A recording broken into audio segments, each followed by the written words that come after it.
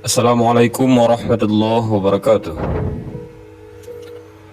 Dalam kitabnya Mukasyafatul Qulub, Imam Al-Ghazali pernah mengisahkan yang bahwa pada suatu ketika ada seorang pria Basrah yang jahat di masa hidupnya, dan ketika meninggal tidak ada satupun orang yang mau mensalati dan mengantarkan jenazahnya ke tempat pemakaman.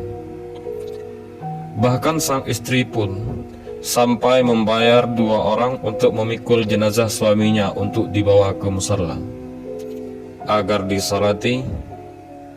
Namun tidak ada seorang pun yang mau mensalati jenazah suaminya tersebut, sehingga sang istri pun membawa jenazah suaminya tersebut ke lahan yang luas untuk dimakamkan.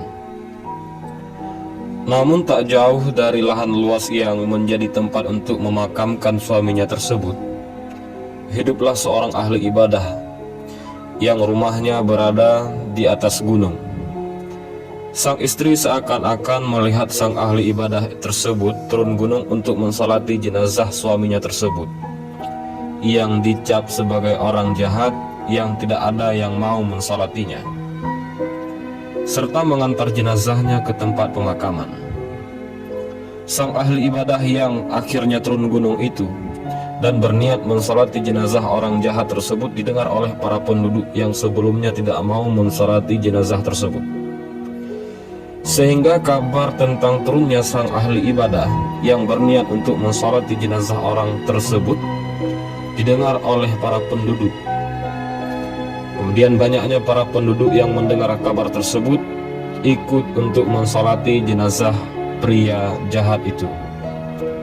Para penduduk yang selesai mensalati jenazah tersebut merasa heran dan mempertanyakan apa yang menjadi sebab sang ahli ibadah mau turun gunung untuk mensalati jenazah itu. Sang ahli ibadah menjawab pertanyaan para penduduk tersebut bahwasanya, "Aku mendengar dalam mimpiku, turunlah ke si fulan, karena tidak seorang pun yang mau mensalatinya. Maka salatkanlah ia, sebab ia telah diampuni oleh Allah." Jawaban yang keluar dari mulut ahli ibadah semakin membuat para penduduk penasaran.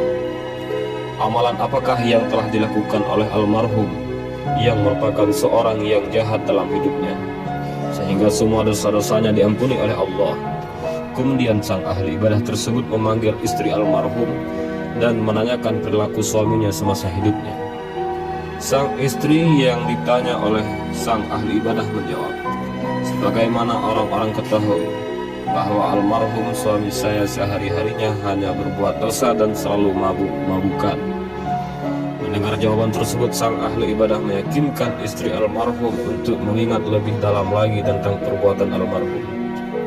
Cobalah Anda teliti kembali, apakah ada amalan kebaikan yang pernah dilakukannya semasa hidup? Istri almarhum kemudian ingat dan menjawab, "Oh iya, saya ingat. Ada 3 amalan kebaikan yang selalu dilakukan oleh almarhum suami saya di masa hidupnya. Pertama, ketika dia sadar dari mabuknya di waktu subuh, dia segera mengganti pakaiannya, kemudian berwudu dan ikut salat berjamaah subuh.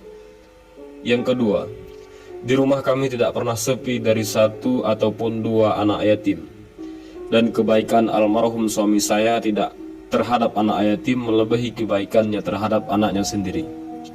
Ketiga, suatu ketika almarhum pernah sadar dari mabuknya di tengah malam. Kemudian dia menangis dan berkata, 'Ya Tuhanku, letak neraka jahanam manakah yang engkau kehendaki untukku, untuk meletakkan orang terkutuk sepertiku ini?' Ketulusan dalam melakukan hal-hal yang dianggap sepele oleh sebahagian orang, seperti menyantuni anak yatim dan merawatnya, justru malah menjadi pintu ampunan dari Allah bagi para hambanya, karena Allah tidak memandang seberapa banyak kita beramal, tetapi seberapa istiqomah dan tulusnya kita beramal untuk sesama dan seberapa tulus kita beriman kepadanya. Assalamualaikum warahmatullahi wabarakatuh.